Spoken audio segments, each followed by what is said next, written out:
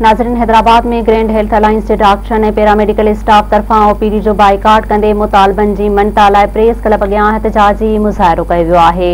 इन हवाले सां ॾिसूं था मुदस्सर अब्बास जी हीअ रिपोर्ट। नाज़रीन, सिंध जे मुख़्तलिफ़ शहरनि जी हैदराबाद में ग्रैंड हेल्थ अलायंस जो मुख़्तलिफ़ मुतालबन जी मनता लाइ एहतजाज जारी है। अॼु भी हैदराबाद प्रेस क्लब अॻियां ग्रैंड हेल्थ अलायंस तरफां मुख़्तलिफ़ मुतालबन जी मनता लाइ एहतजाज कयो पियो वञे। इन हवाले सां असीं एहतजाज में शरीक डॉक्टरनि सां ॻाल्हि ॿोल कंदासीं। छा चवणु आहे जैमें फर्स्ट असो risk allowance time scale service structure और शोधा पैकेज।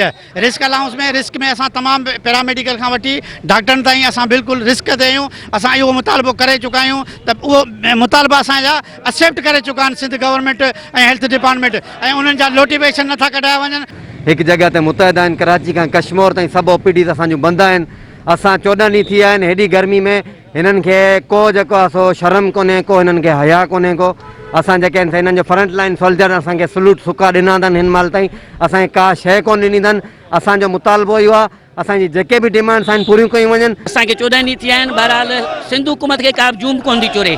असां 72 कलाकनि जो हिनखे अल्टीमेटम ॾिनो ऐं हींअर असां सूमर ते ॾींहुं असां कराची वेंदासीं, उते असां वेहंदासीं, सीएम हाउस जो घेरा कंदासीं। असां जेको आहे सो 2 कलाक टोकन स्ट्राइक कईसीं त शायदि गवर्नमेंट सिंध खे कुछ असां ते एहसास अचे, असां ते न पर ग़रीब मरीज़नि ते एहसास अचे त शायदि असांजा मसला हल कनि।